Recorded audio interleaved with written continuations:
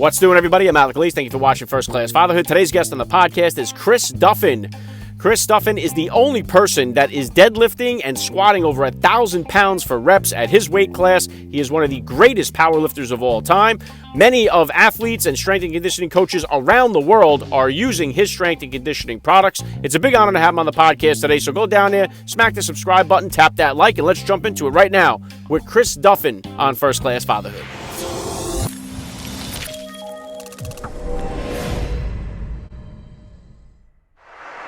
Joining me now, First Class Father, Chris Duffin. Welcome to First Class Fatherhood. Thanks for having me on, Alex. Appreciate it. All right, let's start it like this here. How many kids do you have and how old are they? I've got 3, and actually 2 of them have birthdays this weekend. So one is turning, the oldest, my boy is turning 12, and my youngest is turning 3 this weekend. Then I've got an 8-year-old daughter as well.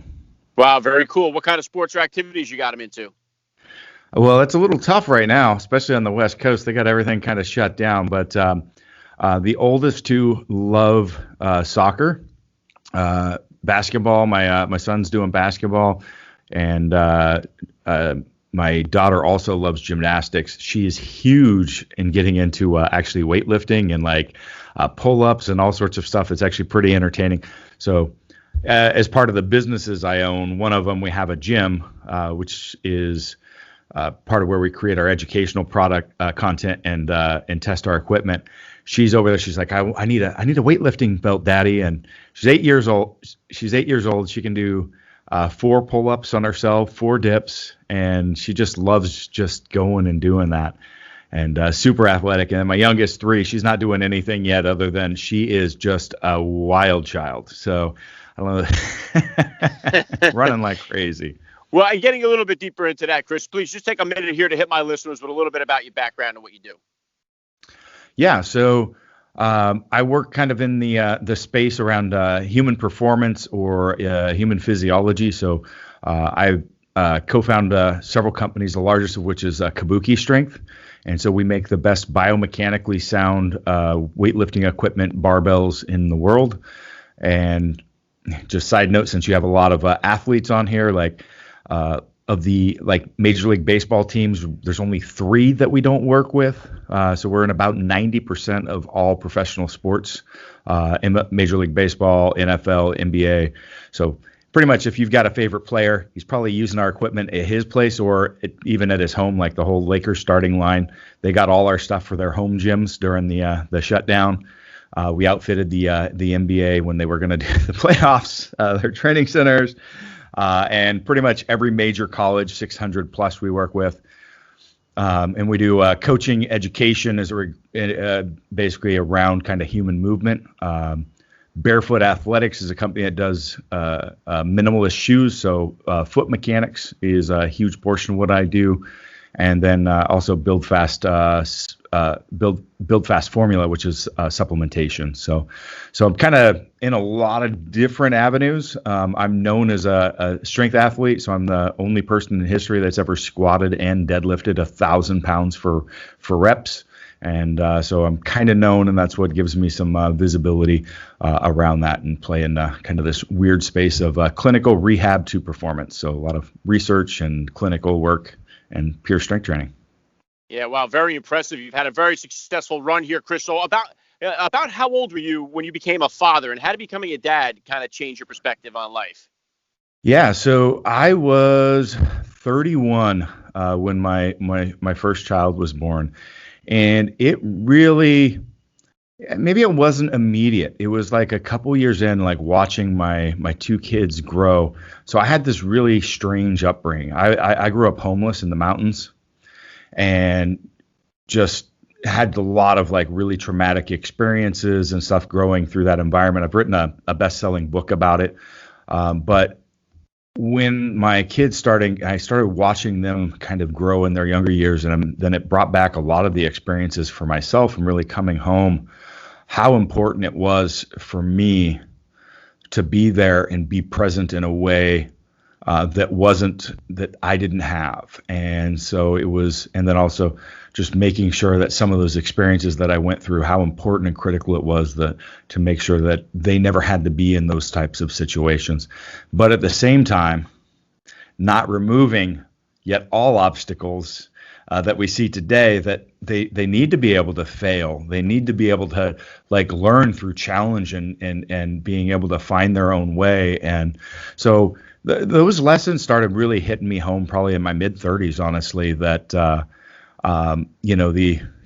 that balance of protection, but also not, and not, I see honestly a lot of that kind of going wrong in the world of parenting today, with too much of the helicopter parenting, the protecting, and even being a business leader and stuff. You see, like, I also work as an advisor to my old college as well, and see it in both the college world as well as even into the workplace now, where some of these parents are trying to help their kids through this process as they're moving into adulthood, because they haven't built like resilient, adults, because they didn't parent appropriately growing up. So just interesting side topic.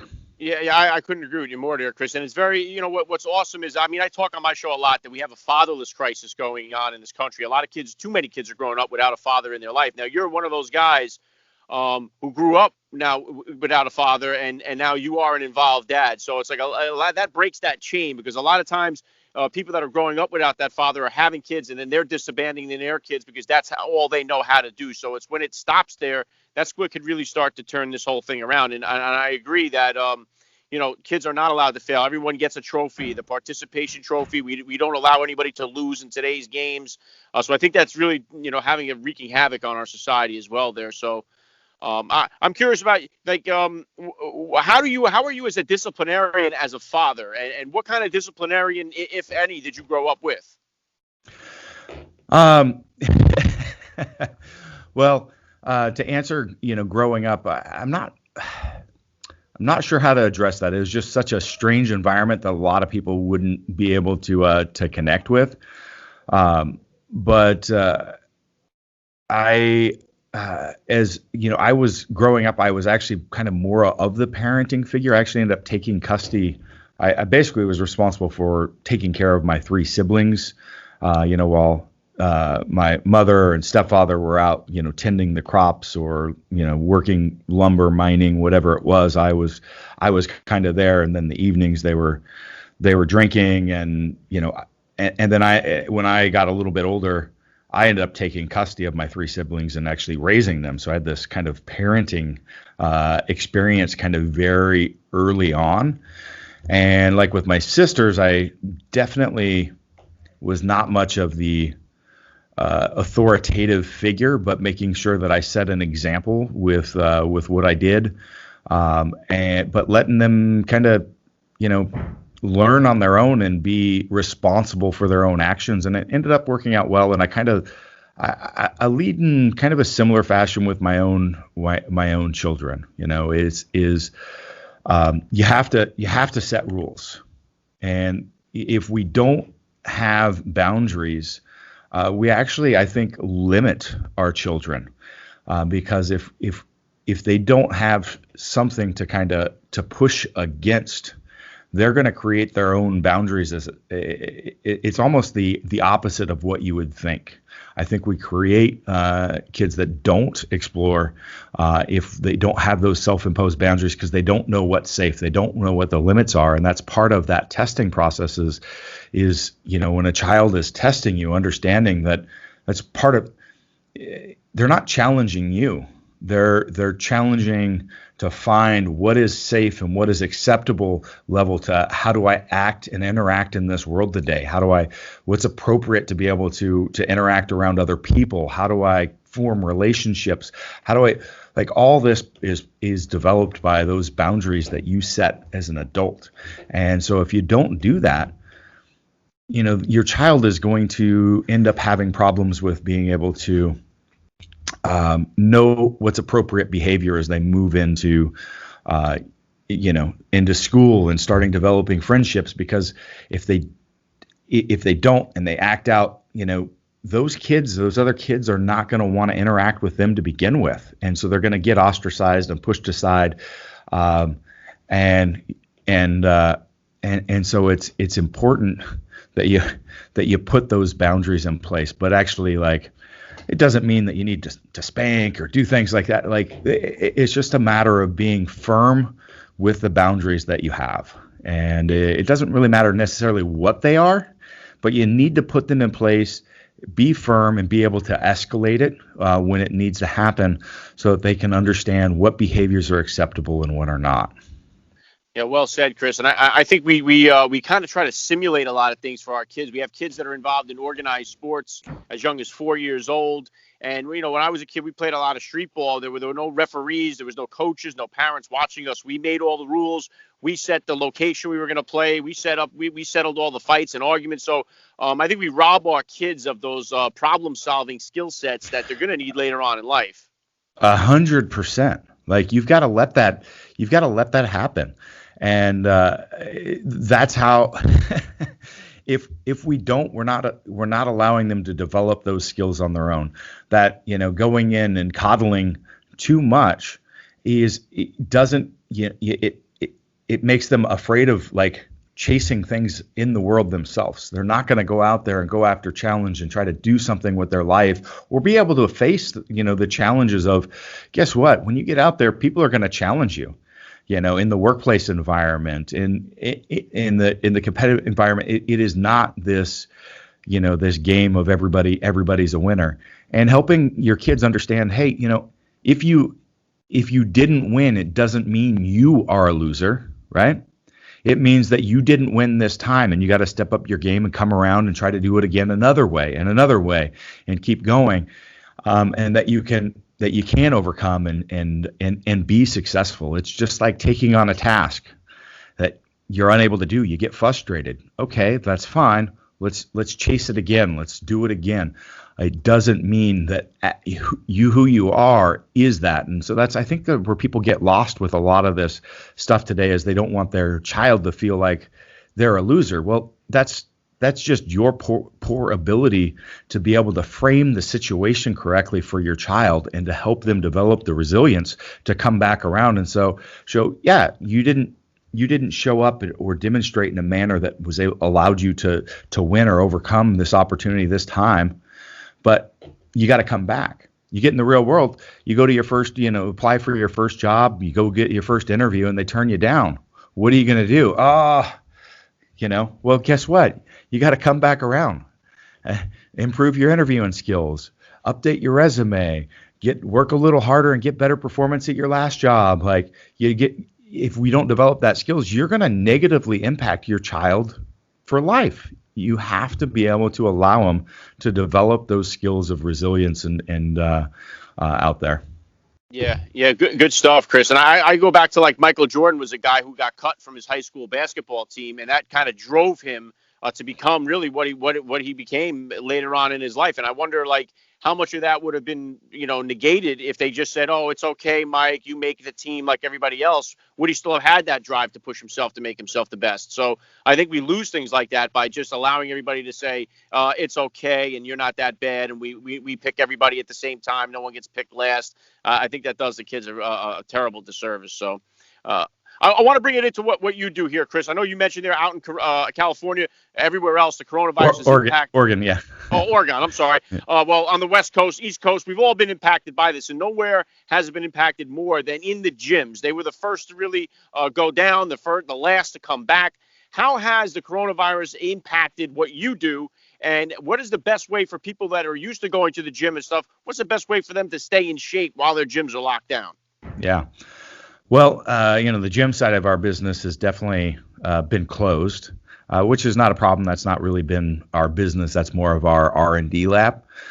So we provide equipment, and so obviously that's been huge as people have outfitted their own home training centers. And I think that that's really kind of where that industry is heading, because honestly, I don't really think that the big box environments are the best environment for people. If you want to be successful, you need to surround yourself with this right environment, the right tools. And if you're in an environment that tries to cater to everyone of all different areas, it's not the right environment for any particular area of what you want to achieve. And so finding like a smaller studio that's more catered to whatever environment it is. Maybe you're more into the MMA side of things. Maybe you're more into, a CrossFit-ish or Olympic lifting, or, you can find these specific like disciplines and more catered environments, or just create your own. Which I think is, what a lot of people have been forced to do in this environment, is realize that you don't need a lot of all the really fancy stuff.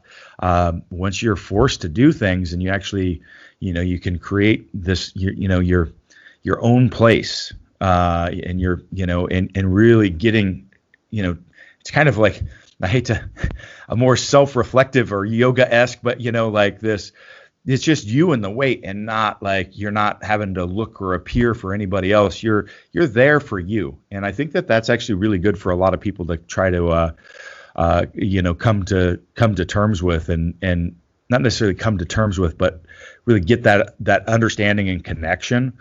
And so I really think that is kind of is people creating their own space to train, or finding the small environments. And so as you do it, is trying to find a lot of equipment that you can house and do a lot of things with all at once, instead of I need a machine that does this, and a machine that does that. And so that's why we've done really well ourselves as a company, because we make these great multi-purpose barbells that can be used for all sorts. You buy one, it's fairly expensive, but it covers the base of so many different athletic movements and development, that you don't need to have a plethora of different tools. So in a small space, your garage, an extra bedroom and office, or something like that, you can set up an area to train. But just, if all you got's a few bands and some makeshift stuff, get out there and do it. The important thing is that every day that you get out and move for 10 to 30 minutes. Yeah, great perspective there, Chris. And you mentioned earlier there that your 8-year-old, I think you said, was, she's doing the dips and the push-ups and stuff like that. I've had several of the other like bodybuilder guys on, with Brian Shaw and Stan Efferding, and they say, it's good, it's always okay to push your own body weight around, but you're into with the actual weights. What is a good age or a safe age for kids to actually start using the weights and actually moving real weight around? By the way, Stan Efferding and Brian Shaw, huge customers of ours. So there's not a specific age. What you want to look at is the motor development of your child. So this is actually a really key thing for people to understand. So we don't want to start loading patterns until the motor pattern is developed. And that's going to be very different. So like my 8-year-old daughter, she's very athletic and actually moves really well and has got good control. But, if your kid is, trying to mimic a squat pattern and they're all over the place, right knee caving in, other one going out, arching, bending over, like, don't load that yet. We've got to have motor control. So it's more of this management of the nervous system. Movement patterns. Then you can start loading. And that's it, plain and simple. So it's going to be somewhere in, pre-teenish area to teen, but it's dependent. I've seen some older teens still in a position, and I hate it. Like I'll be at a powerlifting competition or something like that, being a referee, a judge, or something of that nature. And they've, some coach has this kid out there just going all out, going for a max. And I'm like, please, why are you even training this kid like this? They're I'm sorry, like a motor moron, at this point in their life. You can't load that yet because those patterns are not developed, and that's going to cause some issues in their growth and ability, and potentially increase the risk for injury. So there's no fixed answer. Like for my daughter, it's at 7-8 years old. But for a lot of people, it may be, much older, 12, 13, 14. My son, same thing. He's a bit, I wouldn't allow him. He doesn't have an interest in the lifting weight, so I don't push that. All I care is that they have some expression of physical culture in their life. I don't care what it is. it's some sport, but he wouldn't have been able, if he was interested in loading, probably till more recently, around 11 or 12. Well, Chris, what about now? I know, obviously, college, even high school football, these high school sports have become so competitive, and it can mean big dollars or scholarships for a lot of these kids, and they're always trying to get the edge in the weight room. So what would you say are like safe supplements for these kids that are really getting after it, and they're, in high school, they're not adults yet, but they're right there, and they're trying to really get after it right now. What are the safe supplements, or is it more diet importance for them? What would you say about that? I would strike home. So this is coming from somebody that owns a supplement company. All right. All right. So many people dump so much money in training, in supplements, and stuff like this for their kids, and let them have Pop-Tarts for breakfast. And there's nothing wrong with Pop-Tarts, but understand, that's probably going to be something that you would want in a different window of time frame, and making sure that they're getting their good quality food. So understand nutrition. Make sure you're getting a good diet in first. Absolutely 100%. You need to have good sources of protein. And, I'm going to push animal protein as your best source of protein. Okay. You're going to want to have vegetables every day. Okay. It's not just for the fiber. There's so many micronutrients that, improve how organs function and all sorts of things within the body, things that happen on a cellular level, cleansing. And we're not talking about a cleansed diet. I'm talking about at a cellular level, things happening. And so we've got to have a really good whole rounded diet, making sure that we got enough protein. Usually fats isn't a problem for, our teen athletes, but you don't want a low fat diet. You need to have at least a minimal level of fats, so that for hormone transportation and things of those nature, and then manage carbohydrates based on activity level. All right, it's pretty straightforward stuff. So recommend at least 1 gram of protein per pound of body weight. There's a lot of stuff out there saying that you should go a lot higher. That is adequate based on the research to meet those needs. So if your kid's 150 pounds, they're going to need about 150 grams of protein a day. All right. If you're sold on the plant-based diet thing, just make sure you're doing your research and picking up the other lacking stuff, because a plant-based diet does not provide the full amino acid and vitamins, nutrients that you need. So make sure that you're doing that. So this is where protein can come in handy as a supplement, though. So making sure that, hey, I've got some good whole food protein sources, but then mixing in a protein supplement. I really recommend a blend of casein and whey. That's what we sell, but if you don't want to buy that, go find something similar. It gives you a lot more flexibility because it covers a larger window of time frame. The two work together. And so when you're talking about supplementing, it's not talking about getting your protein requirements in with the protein, with the powder, but actually covering the gaps that you would have in catabolism, so burning muscle, and making sure that you've got amino acids in the body at the time that you need for anabolism. So a whey and casein blend gives you this 6 to 8 hour window of this amino acid level. Creatine is always a nice, easy one. So there's nothing specific about it. It just helps with hydration. Salt does the same thing. So I definitely recommend, a quarter teaspoon. That's right, of salt twice a day. All right. So these things, salt is, if you hear anything bad about salt as far as blood pressure, the research is completely invalid. It was done in the 70s, and it is not scientific, and has been completely disregarded at this point, other than maybe you've got a doctor that doesn't stay updated on stuff. Okay.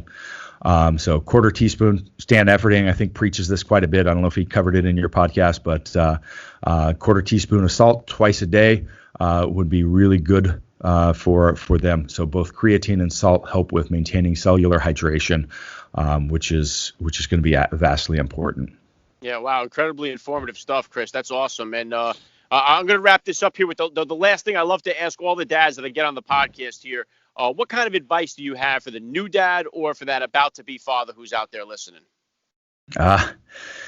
Both those time frames. That's a pretty scary point in time. I remember, and everybody has that experience driving home from the hospital the first time where you're like afraid to drive and you're like, this is surreal. Am I gonna it's okay. All right. Don't be too scared. Everything you're gonna figure this out. And so it's just calm the anxiety. Disregard, all the books and everything saying, how complicated and all the things that you need, be your authentic self. It's the most important thing that you can do as a father is helping your child understand and form their own set of values in the world. Okay. And that's going to come with time. And it's not you telling it, it's helping them find their own. So there's no magic answer or book that's going to help you with that. That is just you being you. The real you. Very well said. I love the message. This has been an honor for me. I got to say, Chris Duffin, you're a first-class father all the way. And thank you so much for giving me a few minutes of your time here on First Class Fatherhood. Been fun, my friend.